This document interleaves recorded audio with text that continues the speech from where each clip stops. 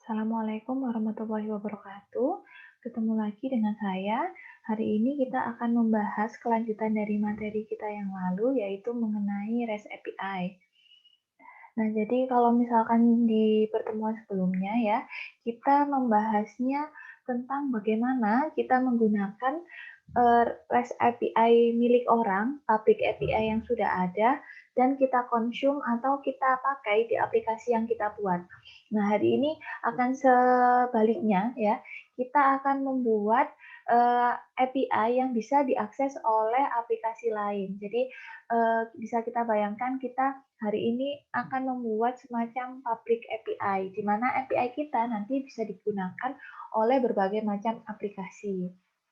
Nah, jadi pada materi hari ini, ketika kita nanti membuat REST API ya, karena API kita akan diakses oleh orang lain, maka kita membutuhkan suatu autentikasi. Nah, berbeda dengan aplikasi yang biasanya, ketika aplikasi biasa kita menggunakan login ya, atau session gitu, kita login dulu. Nah, untuk API ini ada yang dinamakan token ya. Jadi nanti token ini ya akan digunakan untuk mengidentifikasi orang atau aplikasi yang mengakses ke API. Nah, dari token ini nanti eee, diberikan suatu otorisasi ya untuk orang yang memiliki token agar bisa mengakses data yang ada di API kita. Selain itu nanti API-nya juga bisa dilakukan CRUD oleh klien atau oleh aplikasi yang mengkonsum API. Kalau di contoh public API sebelumnya ya, kita kan hanya bisa melakukan read data ya, hanya bisa select data dan melihat data sesuai dengan ID ataupun dengan kata kunci tertentu. Nah, untuk API yang kita buat hari ini tidak hanya untuk read data saja, tapi akan kita buat agar aplikasi yang mengakses API kita dapat melakukan CRUD juga. Jadi untuk menambah data baru, membaca datanya, melakukan update, serta menghapus datanya. Jadi ada 4 HTTP request yang bisa diproses. Nah, nanti untuk menjalankan HTTP request-nya atau untuk mengakses API kita ya, nanti kita akan menggunakan aplikasi namanya Postman. Sehingga sebelum menjalankan praktikum pada hari ini, silahkan kalian mengakses atau mendownload Postman ya. Jadi bisa dengan download Postman melalui link ini atau juga bisa mengakses lewat browser. Oke, jadi yang pertama, nanti kita akan membuat aplikasi yang dia bertindak sebagai server yang menyediakan data di API agar dapat diakses oleh publik atau dapat diakses oleh aplikasi lain. Sehingga nanti kita akan membuat project baru di sini. Nah, namanya backend API. Nah, ini sedikit berbeda ya, karena kemarin kita pakai versi 6. Di pertemuan hari ini, saya mendapatkan referensinya versi 8, jadi agar tidak terlalu susah gitu ya, kita juga mencoba membuat versi 8 Laravelnya nanti. Setelah itu, setelah kita buat project baru, kemudian kita gunakan data nanti dari database yang dapat kita berikan ke API-nya agar dapat diakses oleh aplikasi lain. Nah, di sini kalau kemarin kita membuat database namanya Laravel ya, hari ini kita akan membuat database baru ya. Nah, di sini namanya API. Jadi nanti database API ini yang akan kita gunakan pada project hari ini. Sehingga di file .env silahkan kalian ubah bagian DB database, namanya ubah menjadi nama database yang kalian pakai atau API. Baik, setelah kita selesai semua, kemudian kita melakukan instalasi Laravel Passport. Jadi, password port ini digunakan untuk mengenerate token ya, yang nanti akan digunakan untuk mengakses API yang kita miliki. Nah, karena kita tidak pakai registrasi user gitu ya untuk API, maksudnya untuk mengakses API itu tidak seperti aplikasi biasa ada login, tidak seperti itu. Jadi mengaksesnya, melihat siapa yang mengakses seperti tadi sudah saya sebutkan sebelumnya menggunakan token. Untuk Laravel kita bisa menggunakan package yang namanya Laravel Passport. Silahkan kalian download ya, install package-nya menggunakan Composer Require Laravel Password. Jadi nanti di sini silakan kalian tulis seperti itu untuk Laravel password-nya. Oke, selanjutnya jalankan Artisan Migrate. Nah, jadi sebenarnya setelah kita melakukan instalasi pasport, itu nanti akan dibuat beberapa tabel yang disediakan untuk men-generate token dan lain sebagainya oleh pasport. Jadi kita pertama kali harus melakukan migrate. Ketika setelah kita migrate nanti akan ada beberapa tabel seperti ini. File job, migration, out access token, sampai password dan user seperti ini ya. Oke, setelah kita selesai, kemudian kita akan membuat kunci enkripsi. Ya, jadi nanti agar tokennya yang kita hasilkan menjadi token yang aman, bisa mengidentifikasi pengakses token, maka kita harus menginstal Passport lagi dengan cara php artisan install Passport. Jadi yang awal ini kita memasukkan package-nya ke tempat kita ya. Nah, yang ini untuk mengenerate kunci enkripsinya atau encryption key. Jika sudah selesai, maka nanti untuk mengidentifikasi penggunaan token, kita bisa melihat di model user. Kita melihat di model user.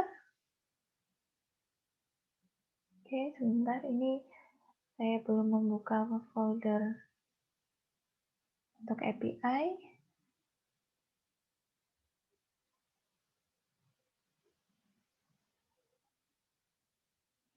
Oke, jadi nanti di bagian user ya, di bagian user model, bisa kita lihat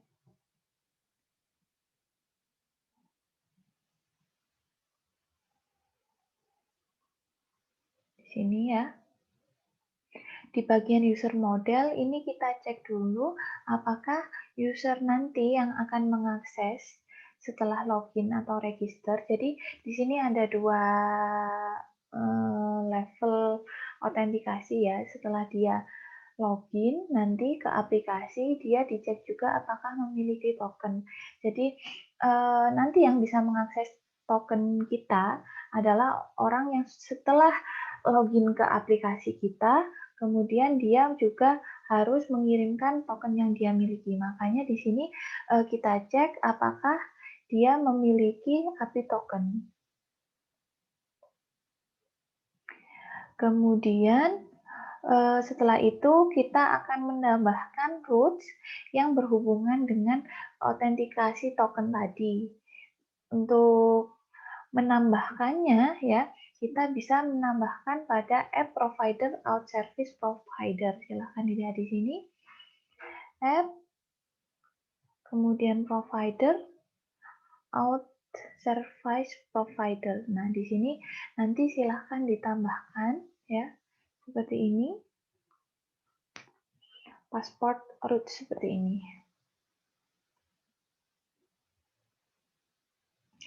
Jika sudah, kemudian kita juga mengidentifikasi autentikasi API-nya dengan menggunakan Passport ya.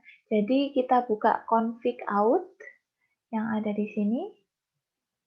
Kita cari dulu config. Nah, di folder config ini ada out. Kita buka di sini. Nah, untuk API-nya yang di driver ini kita ubah menjadi password.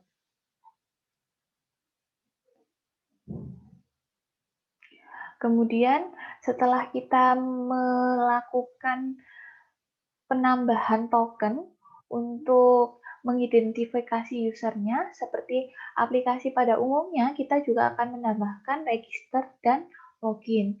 Jadi nanti kita akan menambahkan juga di sini ya, bagian VLabel ini. Seperti halnya kita biasanya di Laravel waktu register ya, kita butuh memasukkan nama, email, dan password. Sehingga nanti di sini kita tambahkan di bagian VLabel ya, yang akan kita isi, yaitu nama, email, dan password untuk penambahan user baru. Kemudian ini yang di hidden adalah password dan remember token. Karena memang ini nanti akan dicek ulang ketika kita login ya. Nah, seperti ini. Kemudian untuk selanjutnya ya, setelah kita menambahkan di bagian user, nah kita juga setelah ini akan membuat tabel usernya. Ya, jadi tadi sebenarnya tabel user yang ada di sini belum ada ya sebelumnya ya. Jadi yang ada sebelumnya setelah migration yaitu yang hubungannya setelah penambahan password yaitu yang ada hubungannya dengan password atau token yaitu OAuth ini. Kemudian kita nambahkan dulu tabel user. Kita buat migration-nya seperti ini.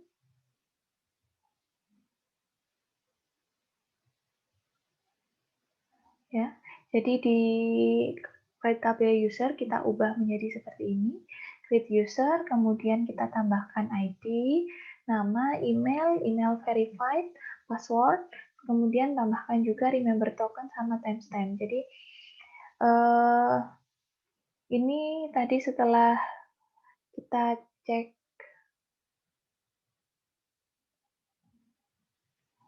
hash API tokennya ini ya. Oke, kalau sudah selesai, kemudian kita akan membuat tabel untuk CRUD. Baik, untuk CRUD-nya, kita akan membuat suatu tabel baru di sini yang namanya adalah CEO. Jadi CEO ini adalah tabel yang nanti akan bisa diakses oleh aplikasi lain yang mengakses API dari milik kita ya. API yang kita miliki atau dari server API milik kita. Nah, di sini kita buat migration-nya dulu dan modelnya. Jadi make model CEO nanti akan otomatis dibuat model bernama CEO. Kemudian min-n di sini dengan menyertakan file migration-nya. Kemudian kalau sudah maka akan ada nanti tabel maksudnya file model ya CEO beserta migration-nya yang di sini dinamakan create CEO table. Nah, kita isikan di sini. Nah, di sini kita isikan apa saja kolom yang akan kita gunakan di tabel.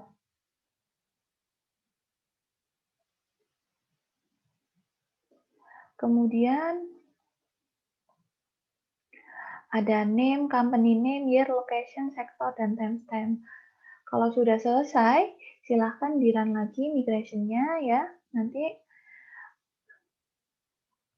dan jangan lupa untuk melengkapi bagian app CEO-nya, VLabel-nya kita lengkapi seperti ini. Jadi VLabel ini seperti tadi ya, untuk menambahkan data apa saja sih yang akan kita tambah, yaitu dibagi di tabel CEO nanti yang akan ditambah adalah name, company name, year, location, and sector. Oke, kalau sudah selesai, kemudian baru kita membuat controllernya. Jadi nanti setelah kalian buat ini, maka akan ada tabel CEO, tapi isinya masih kosong ya nanti ya. Setelah itu, kita akan membuat CRUD-nya. Jadi untuk CRUD seperti biasa, kita membutuhkan controller untuk mengisi function-function, baik untuk create, update, delete, maupun untuk read datanya. Nah, di sini pertama kita bikin untuk registrasi dulu ya. Jadi untuk registrasinya kita buat controller namanya out controller di dalam folder API. Jadi nanti di dalam folder controller yang kita miliki di sini akan ada folder lagi namanya API. Nah, di sini tempat letaknya nanti ada out controller. Nah, di sini kita gunakan untuk registrasi user yang akan mengakses aplikasi kita. Jadi pertama registrasi dulu ya, memang seperti aplikasi biasa. Di sini register ya untuk tambah data di tabel user ya. Kita isikan nanti nama, email, passwordnya, kemudian kita validasi passwordnya, kita simpan nanti datanya khusus untuk password adalah yang sudah terenkripsi. Kemudian baru kita masukkan ke tabelnya, dan setelah itu kita buat juga tokennya. Jadi tidak hanya menambahkan data saja, setelah kita nambahkan data user, kita buatkan akses tokennya juga. Setelah itu nanti akan kita buat juga function untuk login ya. Jadi untuk login seperti biasa kita butuh email sama password. Nah, nanti di sini adalah untuk pengecekan, baik pengecekan usernya maupun pengecekan token yang dia miliki. Baik, kalau sudah selesai, maka selanjutnya adalah kita akan membuat controller untuk data CEO yang kita buat tadi yang akan diakses oleh API. Nah, di sini nanti akan kita tambahkan beberapa fungsi ya. Jadi seperti biasa buat controller dulu seperti ini. Dan ditambahkan seperti ini ya, API sama model CEO agar nanti di sini langsung otomatis menambahkan use app CEO ya atau mengincludekan modelnya sekaligus di sini juga akan mengincludekan package API-nya ya di atasnya ini ya, controller API. Kalau sudah kita isi di CEO controller, kita isi dengan function-function yang kita butuhkan. Ini index ya untuk mengambil semua data. Kemudian store untuk menyimpan datanya ya. Jadi ini tidak jauh berbeda dengan yang bagian CRUD ya.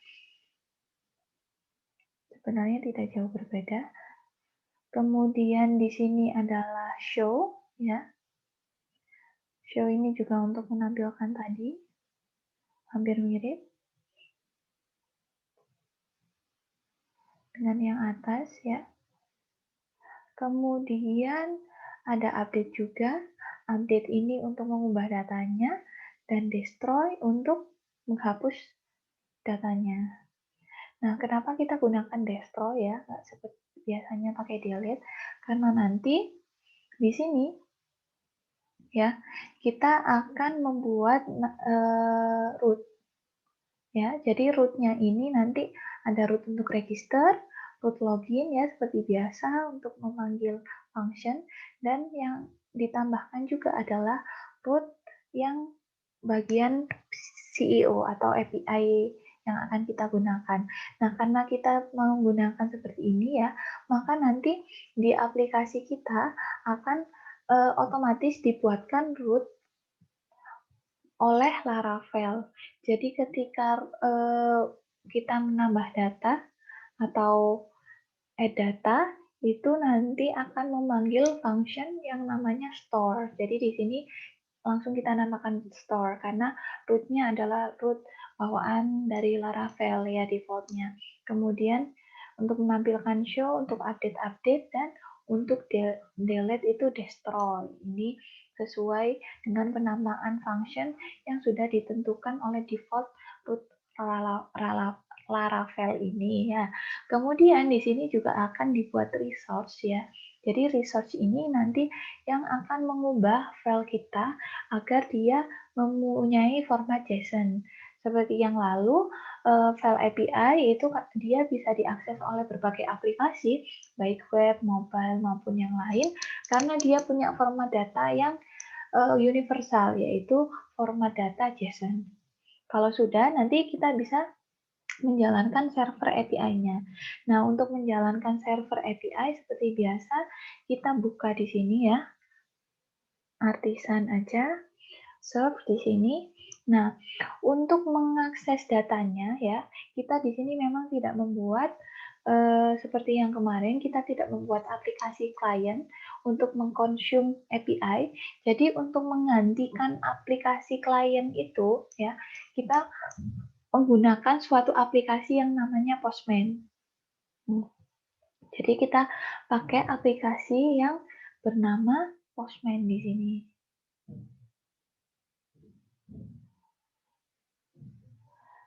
Nah, jadi Postman ini menggantikan aplikasi untuk memanggil API yang kita miliki. Nah, di sini contohnya pertama kita akan registrasi dulu ya. Jadi kita pertama akan menambahkan data localhost. Oke, kita copy aja di sini. Localhost register ya. Jadi kita tambahkan dulu di sini di request. Kemudian karena ini kita mau menambah data, HTTP request-nya adalah post ya. Jangan lupa untuk menambah data adalah post.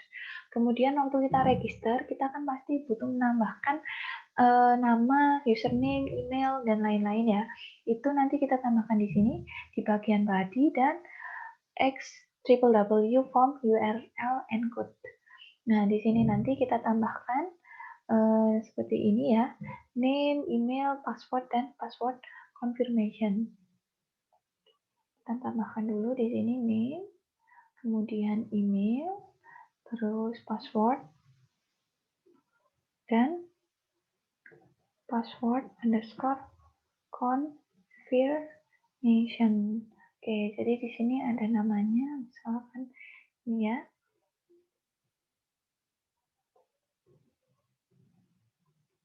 Kemudian passwordnya, nah passwordnya di sini misalkan kita mengisikan password seperti ini, nanti password kita akan otomatis dienkripsikan oleh Laravel.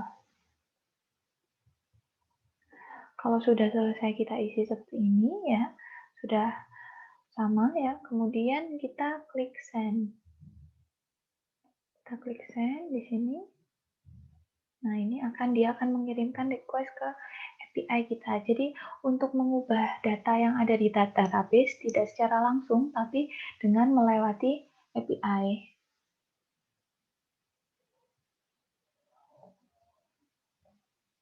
Nah, kalau sudah, nanti akan bisa kita lihat di sini ada respons ya, yang ada di bawah ini.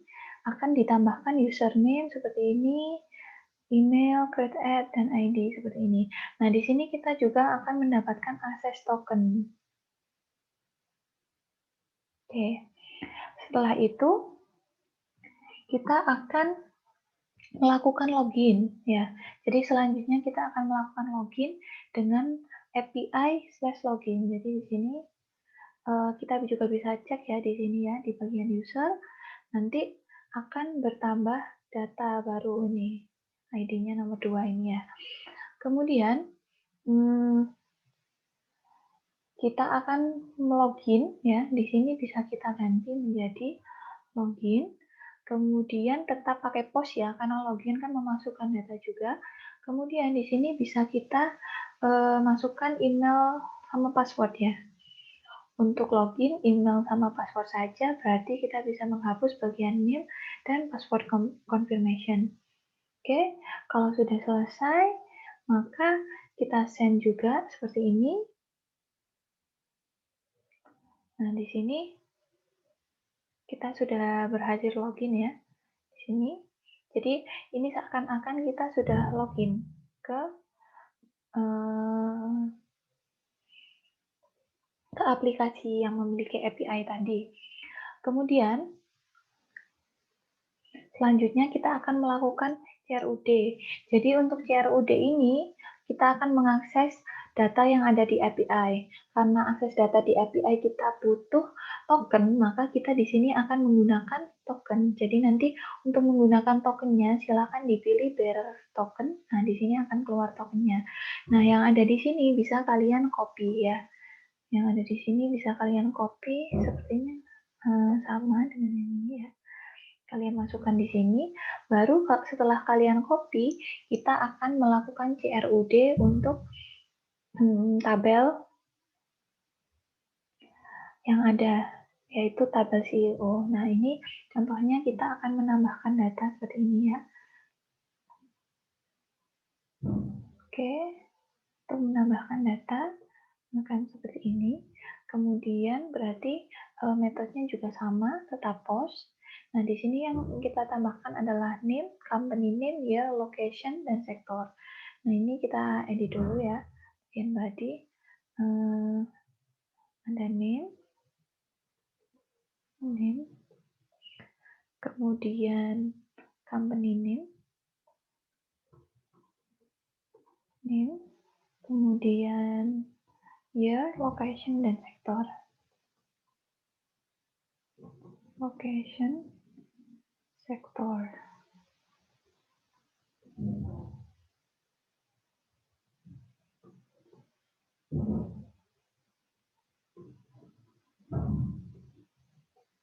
Nah, seperti ini.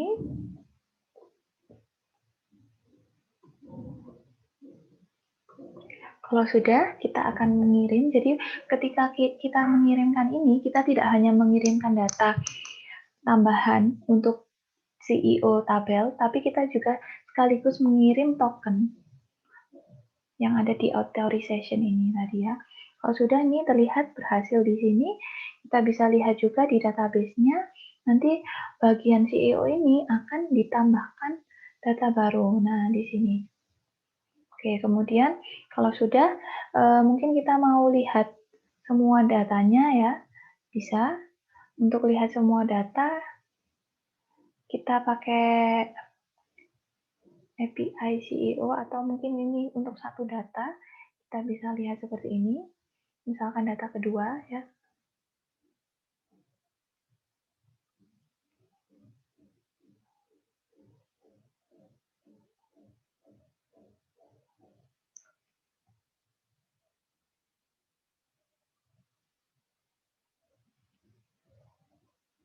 Oke, ini sampai nih.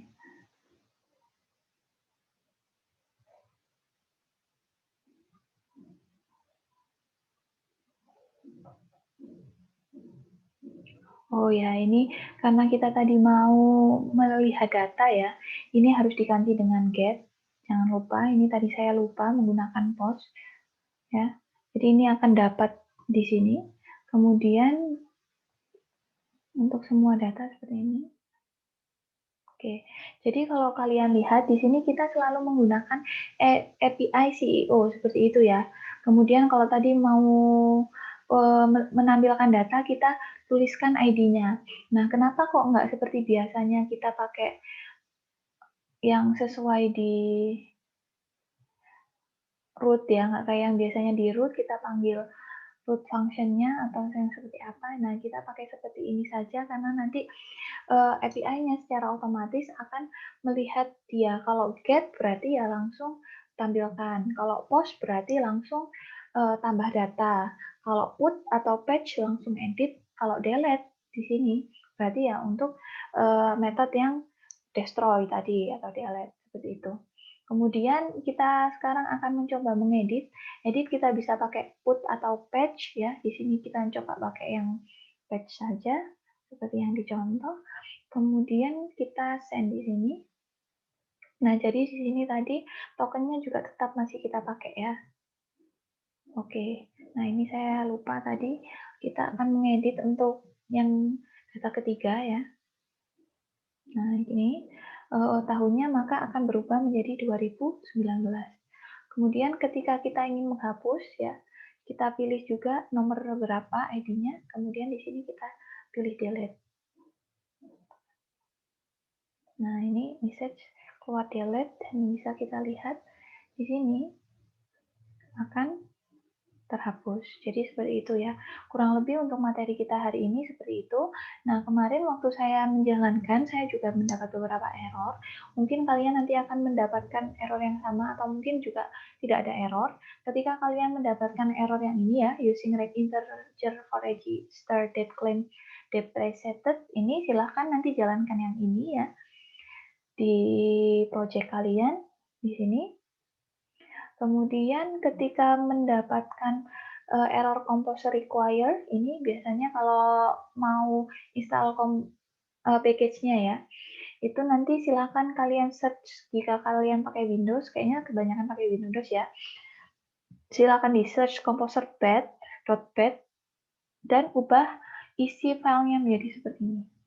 Baik, itu saja yang akan saya sampaikan pada hari ini. Jika ada pertanyaan, silakan bertanya lewat WA seperti biasanya. Terima kasih atas perhatiannya. Wassalamualaikum warahmatullahi wabarakatuh.